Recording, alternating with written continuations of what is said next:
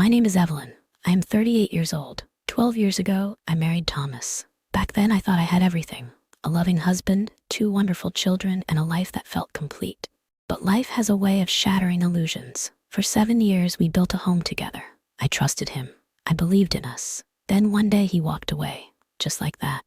1 week later, he married another woman. No explanation. No goodbye. He cut ties, leaving me alone with our children and a heart full of unanswered questions. Now, 5 years later, he's back. 12 years ago, I married Thomas. I was 26, full of hope and deeply in love. Life felt like a promise, a road stretching endlessly ahead with nothing but happiness in sight. Together, we built a life, a home filled with warmth and laughter. Our 2 children, Michael and Sophie, were our greatest joy. Every morning, their giggles echoed through the halls, their tiny feet pattering against the hardwood floors. It was a life I once believed was unshakable. Thomas was everything I had ever wanted in a partner. He was steady, reliable, and always knew how to make me feel safe. When I had a rough day, he would pull me into his arms and whisper, "You're not alone, Evelyn. We're in this together." And I believed him. He worked hard, often late into the night, but I never doubted his dedication. To me, to our family. Our home, a modest but beautiful house in the suburbs, was our sanctuary. Mornings were filled with the scent of fresh coffee and the sound of Sophie singing to herself as she colored at the kitchen table. Michael, always full of energy, would dart around the living room, eager to tell his father about his latest soccer practice. Thomas would listen, nodding in encouragement, ruffling our son's hair before heading off to work. I would stand by the doorway, watching them, feeling like the luckiest woman alive. But happiness is fragile, and cracks, however small, have a way of spreading. At first, it was subtle. A missed dinner here, a shorter conversation there. Thomas, who once made time to ask about my day, began coming home later and later. The sound of his car pulling into the driveway no longer filled me with relief. Instead, it carried a strange sense of unease. "Long day?" I would ask, smiling, hoping for the warmth that had always been there. "Yeah, work's been crazy." His voice was distant, his kiss on my cheek quick, almost absent-minded. I told myself it was just stress. He was working harder, trying to provide for us. It was a sacrifice, not neglect. So I ignored the way he stopped reaching for my hand when we sat together, the way he barely touched his dinner, the way he stared at his phone more than he looked at me. But doubt has a way of creeping in, whispering in the quiet moments. One evening, as I set the table, I realized something: the empty chair. Thomas used to sit across from me, listening to Michael's stories and laughing at Sophie's antics. Now, more often than not, that chair remained untouched. "Daddy's late again?" Michael's voice was casual, but his eyes held something else. "He's just busy, sweetheart," I reassured him, but the words felt hollow. Night stretched longer. I would lie in bed, waiting, listening to the distant hum of a car passing by, hoping the next sound would be Thomas's keys in the door. Sometimes he came home after midnight, slipping under the covers without a word. Other times he stayed out, claiming last-minute work trips. I tried to rationalize it. He loved me. He loved our children. He wouldn't just drift away. Would he? One Sunday morning, as I poured coffee into our favorite mugs, the ones we had bought on our honeymoon in Italy, I realized how cold the kitchen felt. Thomas used to stand behind me, wrapping his arms around my waist, stealing sips from my cup, just to tease me. But that morning I stood alone. I turned to see him sitting at the table, eyes glued to his phone, barely acknowledging me. "Thomas?" He didn't look up. "Let's have dinner together tonight. Just us." My voice was light, hopeful. He hesitated, then sighed. "I'll try, Eve, but I might be late again." "You're always late." The words slipped out before I could stop them. For the first time in weeks, he met my gaze. There was something unreadable in his expression, something that made my stomach tighten. "You know I'm doing this for us, right?" His tone was defensive, almost rehearsed. I nodded, forcing a smile. "Of course." But deep down, a quiet fear had already taken root. Because love doesn't disappear overnight. It fades in the spaces between missed conversations, in the silences that grow too long, in the distance between people who once couldn't bear to be apart. And I was starting to wonder if we were running out of time. It happened on an ordinary evening, one of those nights when life still felt predictable, still felt safe. The air outside was crisp, the scent of autumn leaves drifting through the open window. I was in the kitchen, setting the table for dinner, expecting Thomas to walk in at any moment. The kids were in the living room, Sophie humming to herself as she colored, Michael flipping through a comic book. It should have been a normal night, but normal was an illusion, one that shattered the moment Thomas stepped through the door. I turned to greet him, my usual, "You're home," ready on my lips, but something in his expression made me stop.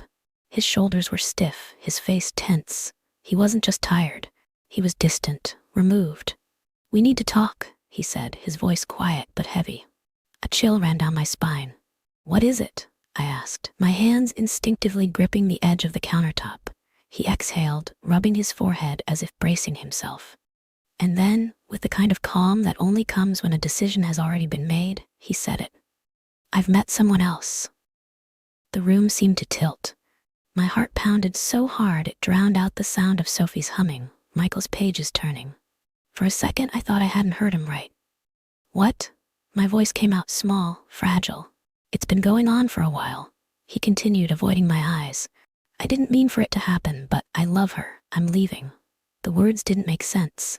They floated in the air between us, unreal. "Leaving? No," I whispered.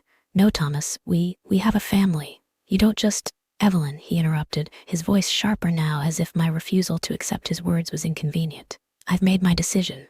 It's over." The cut was clean, merciless. My knees felt weak, but I forced myself to stand, to look at him. "What about the kids?" I managed. "I'll figure it out," he said, "but I can't be here anymore." That was it. No hesitation, no regret. Just a statement as if he were discussing moving offices, not abandoning his family. He left that night. The next morning I woke up to an empty closet, his side of the dresser bare. 1 week later, he married her. 1 week. A single week after walking away from us, from the life we built together, he stood in front of another woman, making promises he had once made to me. I stared at the wedding announcement online, my hands trembling. Her name was Rebecca. She was younger than me, prettier, maybe, or maybe not. It didn't matter. What mattered was that she had taken everything, and he had let her. I kept waiting for a call, for a message, anything, but silence stretched between us like an unspoken agreement.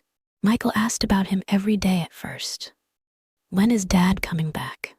Sophie, still too young to understand, would run to the door whenever she heard a car outside, expecting him to walk in. But days turned into weeks, and their questions became less frequent. That didn't mean they stopped hurting. The nights were the worst. I would lie awake in bed, staring at the ceiling, listening to the silence that felt suffocating. The weight of an empty space beside me was unbearable. I would turn over, reach for something that was no longer there, and feel the crushing reality all over again. Some nights, I cried until my body ached. Other nights, I just lay there, numb, staring into nothingness. I stopped eating properly, stopped sleeping. Even breathing felt exhausting. People said I should be angry, that I should curse his name, scream at the sky. But all I felt was hollow. Why? That was the only word that echoed in my mind. Why did he leave? Why wasn't I enough? Why did he choose her? What did she have that I didn't? I became quieter, moving through the days like a shadow of myself. At work, I forced smiles, nodding along to conversations I barely heard. At home, I went through the motions, cooking, cleaning, tucking the kids into bed, all while feeling like I was floating outside of my own body. The kids noticed. Michael stopped talking as much. Sophie, always my little ball of sunshine, became clingy, following me from room to room, sensing that something was wrong but not knowing how to fix it. "Mommy?" she asked one night, tugging on my sleeve. "Yes, baby?" "Did Daddy stop loving us?" Her words shattered me. I crouched down, pulling her into my arms, pressing my face into her curls to hide the tears that burned behind my eyes. "No, sweetheart," I whispered, forcing the words past the lump in my throat. "Daddy loves you very much," she pulled back, frowning. "Then why did he leave?" I had no answer. That night, after tucking them into bed, I sat alone in the living room, staring at nothing. The weight of everything pressed against me, suffocating. I was alone, completely, utterly alone. And I didn't know how to move forward. The morning light crept through the curtains, soft and unassuming, as if afraid to disturb the silence that had settled into my home. I sat up, my body heavy with exhaustion. It had been months since Thomas left, but the weight of his absence still pressed down on me like an unshakable burden. I turned toward the mirror, expecting to see the woman I once was, vibrant, full of life, the woman who once believed in forever. But the reflection staring back at me was someone else. My skin was pale, my eyes hollowed with sleepless nights. My hair, once neatly styled, was pulled into a careless bun, strands falling loosely around my face. The woman in the mirror looked lost and broken, and in that moment, I felt something shift inside me. I couldn't keep living like this. Not for Thomas, not for what we had lost, but for myself, and for my children. Michael and Sophie needed a mother who was present, who wasn't drowning in sorrow. They needed someone strong, someone who could show them that life didn't end when someone chose to walk away. I stood up, my legs trembling beneath me, but I refused to sit back down. I had to move forward. The first step was the hardest. That morning, I made breakfast for the kids, not just toast or cereal as I had in the past few months, but a real breakfast. Scrambled eggs, pancakes, fresh fruit. The smell of warm butter filled the kitchen as I flipped the pancakes, something I hadn't done since before Thomas left. Sophie was the first to notice. She climbed onto her chair, wide-eyed. "Mommy, you made pancakes." "I did," I said, placing a plate in front of her. Michael hesitated before taking a bite, watching me carefully. I could see the unspoken words in his eyes. "Are you okay?" I smiled at him, a small, tentative smile, but a real one. "We're going to be okay," I told him. It wasn't just a promise to him, it was a promise to myself. The days that followed weren't perfect, but they were different. I started with small things, getting out of bed earlier, going for walks, breathing in the crisp morning air as I tried to remember what it felt like to simply exist without pain. Then I did something I hadn't done in years. I called my best friend, Rachel. "Evelyn?" Her voice on the other end of the line was surprised, hesitant. I had ignored her calls for weeks, shutting everyone out. "I think I need help," I admitted. Rachel showed up at my door an hour later with coffee and a determined expression. She didn't offer empty words like, "You'll find someone better," or "Time heals everything." Instead, she listened, really listened. And for the first time in months, I let the words pour out of me. I told her about the nights I had spent staring at the ceiling, wondering what I had done wrong. The mornings when getting out of bed felt impossible. The guilt I carried, the questions I couldn't answer. Rachel reached across the table and took my hand. "He left, Evelyn. But you didn't. You're still here. And that means something." Her words stuck with me. I started focusing on work again, something I had neglected in the chaos of heartbreak. At first, it was just to keep my mind occupied. But soon, I remembered what it felt like to be good at something, to feel accomplished and independent. My boss, who had been patient with my absence, welcomed me back with understanding. "We've missed you, Evelyn. Take it slow, but I'm glad to have you back." I spent my days buried in projects, but it wasn't just an escape. It was a way to rebuild the pieces of myself. I was no longer just Thomas's wife or the woman he left. I was me, and I wasn't just surviving, I was starting to live. Then came something unexpected. One afternoon, I picked Michael and Sophie up from school, expecting the usual routine, homework, dinner, bedtime. But as we walked to the car, Sophie tugged on my sleeve. "Mommy, there's something I want to show you." She led me to a small bulletin board near the school entrance. It was covered with flyers, sports sign-ups, lost pet notices, local events. And then I saw it. A bright-colored flyer, simple but meaningful. "Volunteer at the Community Outreach Program. Make a difference." "What is this, sweetheart?" I asked. "Our teacher talked about it today," she said eagerly. "They help people who don't have homes. They need volunteers to bring food and clothes. Can we help, Mommy?" I hesitated. It wasn't something I had considered before. But as I looked down at her hopeful face, something inside me clicked. Helping others. Giving back. Maybe that was what I needed. "Yes," I said, feeling lighter than I had in months. "Yes, we can." The first time I volunteered, I wasn't sure what to expect. But when I arrived, I was welcomed with warm smiles and open arms. People from all walks of life came together. Some who had lost everything, some who simply wanted to help. There, among strangers, I found something I hadn't felt in a long time. Purpose. As I handed out meals and I listened to people's stories, I realized something profound. My pain wasn't unique.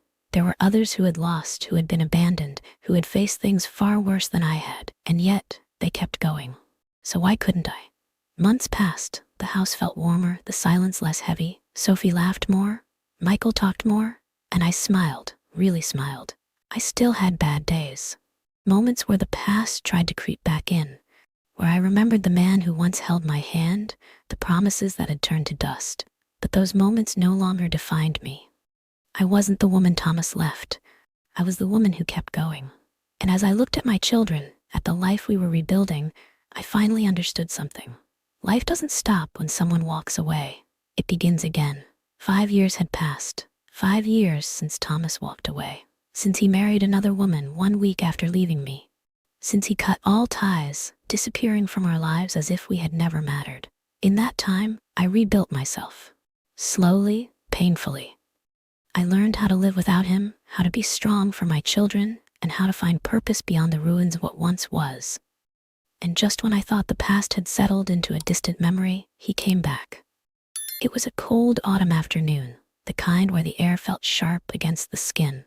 I had just finished setting the table for dinner. Michael's favorite pasta, Sophie's requested garlic bread.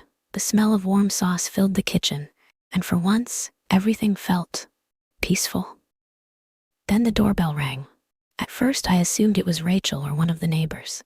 But when I opened the door, the breath caught in my throat. Thomas. He stood there, shoulders hunched against the cold, looking nothing like the man I once knew. His suit, once tailored to perfection, now hung loosely on him. His hair, always neatly styled, was unkempt, streaked with strands of gray. His eyes, those same eyes I had once adored, looked tired, hollow. For a moment, neither of us spoke. I had imagined this moment countless times, what I would say if he ever came back. But now that he was here, standing before me, I felt nothing but a strange sense of detachment. "Evelyn," he finally said, his voice rough, almost hesitant. I didn't invite him in. I simply stood there, gripping the doorknob, my heartbeat steady, unlike 5 years ago when he shattered my world. "What do you want, Thomas?" My voice was calm, firmer than I expected. He exhaled, running a hand through his hair. I didn't know where else to go. That's not my problem. He flinched at my response as if he hadn't expected me to be this way, unshaken, uninterested. "Please," he said, his voice cracking slightly, "just hear me out." I should have slammed the door. I should have walked away. But curiosity, or maybe closure, made me step aside. 5 minutes. He stepped inside hesitantly, as if afraid of what he might find. The warmth of the house contrasted starkly with the coldness between us. He looked around, taking in the framed photos on the wall, pictures of Michael and Sophie at their school events, vacations, moments he had missed. His gaze lingered on a particular photo, one of me, Rachel, and the kids at the community center, smiling, truly happy. I cleared my throat, forcing him back to the present. "Talk." He sat down at the dining table, the same table where he used to sit with us, where he once belonged, but now he looked like an outsider in his own past. "She left me," he admitted, staring down at his hands. I didn't react. "Rebecca," he clarified. "She lied to me, Evelyn. The child, he wasn't mine." A sharp silence filled the room. I waited for the familiar pain, the anger, the betrayal that had haunted me for so long, but there was nothing. No sympathy, no sadness, just emptiness. "And now what?" I asked, crossing my arms. He sighed, shaking his head. "I lost everything. The business, the house, everything I built with her, it's gone." I let his words settle, feeling the weight of them, but not letting them touch me. 5 years ago, I would have shattered hearing this. Now it was just a story. One that no longer had the power to break me. "Why are you telling me this, Thomas?" He looked up, and for the first time that night, there was something raw in his expression. "Because I made a mistake. I left the only people who truly mattered. I left you, Evelyn, and I regret it every single day. I should have felt vindicated. I should have relished this moment, the man who once abandoned me now realizing the depth of his loss. But instead, all I felt was exhaustion. You regret leaving, or you regret losing everything? He flinched again. Please, he said again, softer this time. I know I don't deserve it, but I want a second chance. My stomach tightened, but not in the way it once did. This wasn't heartbreak. This wasn't longing. This was a test, one I hadn't expected to face. A second chance? I echoed. I want to fix what I broke, he continued. I want to be part of our kids' lives. I want to be part of your life again. I stared at him for a long time, letting his words sink in. Once upon a time, I had begged him to stay. Now he was the one begging me. I took a slow breath, steadying myself. Thomas, I said, my voice quiet but firm, you made your choice 5 years ago. His eyes flickered with something, desperation, maybe realization. I know, he said, but I'm asking. I don't have an answer for you, I interrupted. Not tonight, because the truth was I didn't know what I wanted. I didn't hate him anymore. I didn't love him either.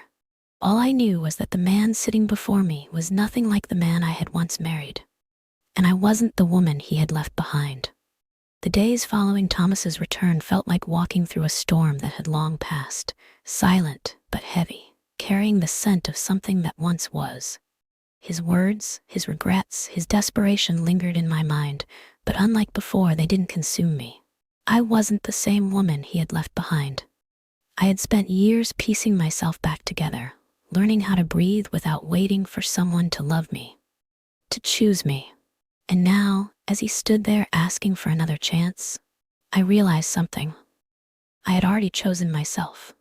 That evening, as I sat at the kitchen table with Michael and Sophie, I watched them eat, their laughter filling the space that Thomas had once abandoned. They had grown. Michael was taller now, his voice deeper. Sophie had her father's eyes, but she no longer looked for him in every man that passed by. Mom, are you okay? Michael's voice pulled me from my thoughts. I'm fine, I assured him, offering a small smile. Is Dad coming back? Sophie asked, her fork pausing midair. I set my glass down, taking a slow breath. He wants to see you both, if that's something you want. Michael hesitated, exchanging a glance with Sophie. I don't know, he admitted. That's okay, I told him. You don't have to know right now. Their father had left them too. And though they never said it out loud, I knew the wounds were still there. Later that night, as I stood in front of the mirror, the same one that had once reflected my brokenness, I felt nothing but clarity. I needed to let go. Not for him, but for me. The next morning, I called Thomas. We met at a small cafe, the kind we used to visit when we were younger, back when love was effortless. But today, there was no nostalgia, no flicker of longing, just two people who had once built a life together, now sitting across from each other as strangers. Thank you for coming, he said, his hands wrapped around a cup of untouched coffee. I nodded, waiting. Have you thought about what I said? I had, more than I cared to admit. I have, I said slowly, and I need you to understand something. He leaned in slightly, hope flickering in his tired eyes. I forgive you. His lips parted as if he wanted to say something, but I continued before he could. Not because I want to forget, not because I want us to be what we were, but because I refuse to carry this pain anymore. His expression fell slightly, confusion mixing with something else, something that looked like understanding. Evelyn, You were a part of my life, Thomas, I said softly, an important part, but everything has changed. I have changed, and I've learned something in these years apart. I looked him in the eyes, my voice steady. Love isn't about holding on to the past, it's about knowing when to let go. Silence stretched between us. For the first time, Thomas looked truly defeated. Not because he had lost everything, but because he knew, really knew, that he had lost me. I deserve this, he admitted, running a hand through his hair. I thought, maybe, that I would take you back. I finished for him. He exhaled, nodding. I wanted to fix things. Some things can't be fixed, Thomas, and that's okay. I reached for my bag, ready to leave, but before I did, I met his gaze one last time. Michael and Sophie deserve to know their father. If you want to be in their lives, that's your choice. But as for me, I smiled, small but certain. I've already moved on. Thomas looked down, his shoulders heavy with a truth he could no longer deny. He nodded, not in defeat, but in acceptance. Take care of yourself, Evelyn. You too, Thomas. And just like that, I walked away, lighter than I had felt in years. The days after my conversation with Thomas felt strangely quiet. Not because the world had changed, but because something within me had. For so long I had carried the weight of the past, his betrayal, the loneliness, the endless questioning. But now, for the first time in years, I felt free. Still, freedom didn't mean clarity. I found myself thinking about love, not the fleeting, passionate kind that burns bright and then disappears, but the kind that stays. the kind that lingers in quiet moments, in small gestures, in the spaces between words. And when I thought about love, I found myself thinking about Richard. Richard had always been there, not in a grand, sweeping way, but in the way that mattered. He was the friend who checked in on me when no one else did, the person who never treated me like I was broken, even when I felt like I was. I first met him at the community center. I had started volunteering there in the months after Thomas left, searching for something.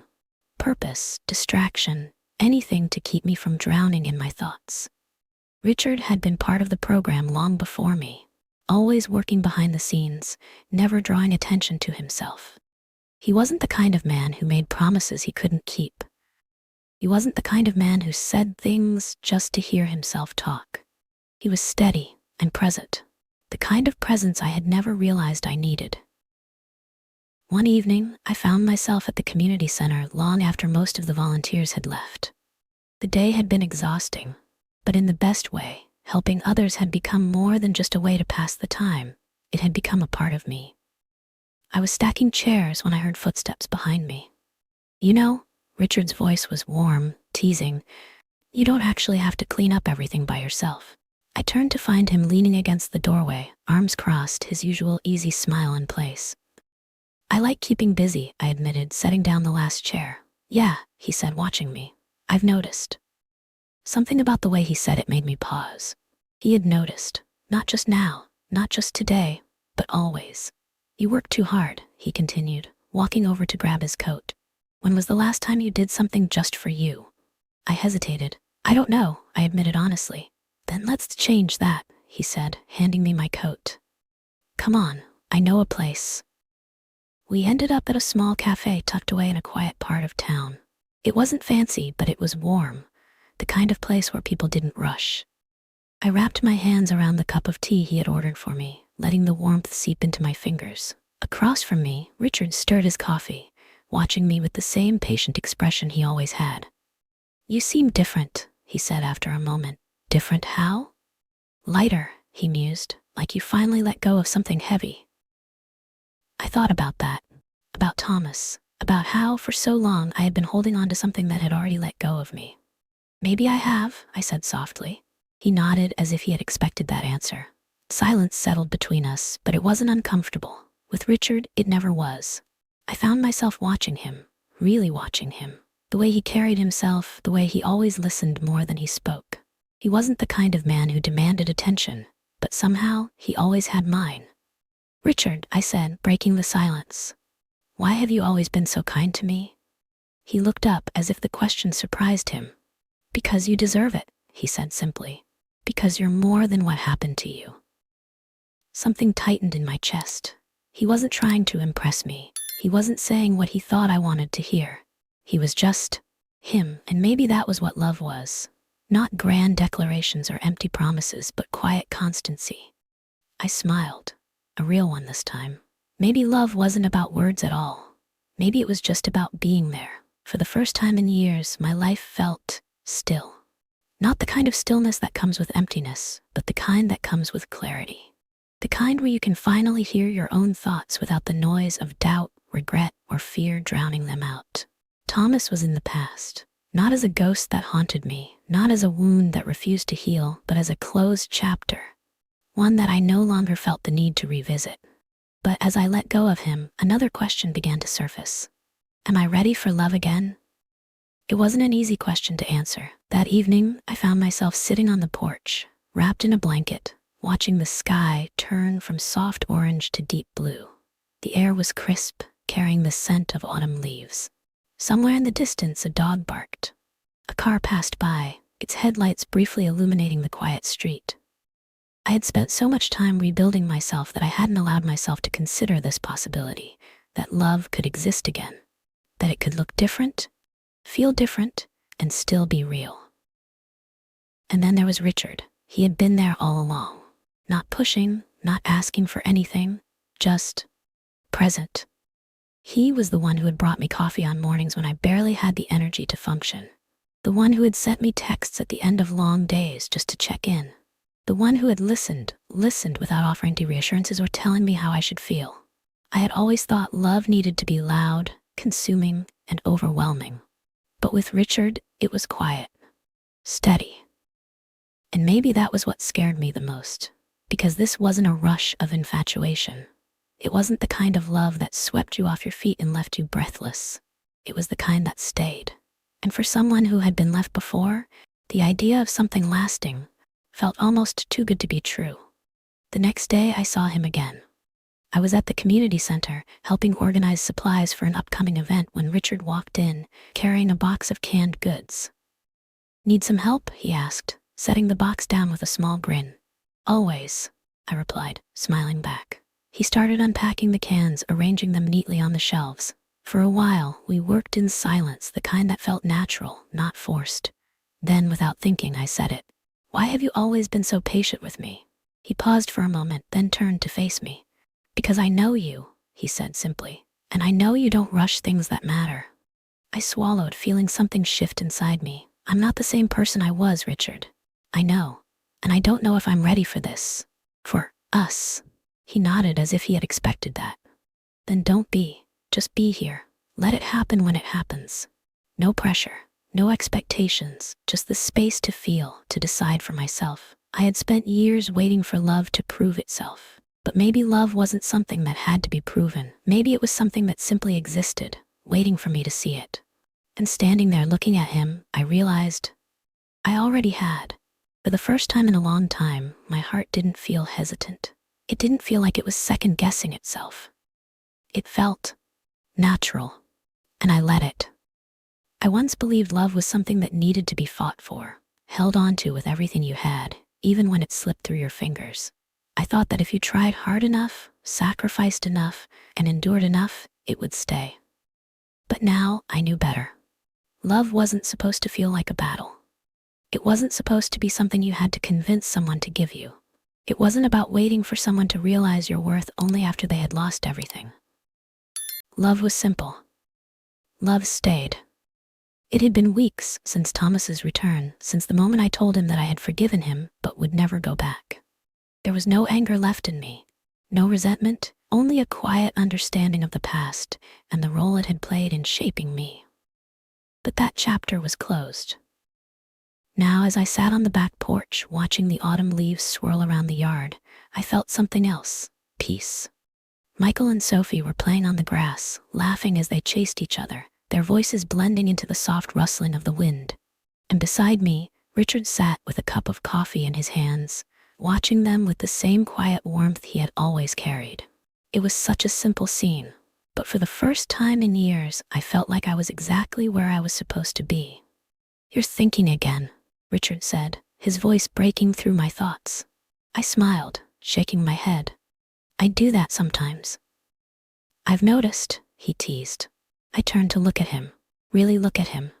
The man who had been there when I didn't know how to stand on my own. The man who had listened without needing answers, who had shown up not because he expected something in return, but because he simply cared.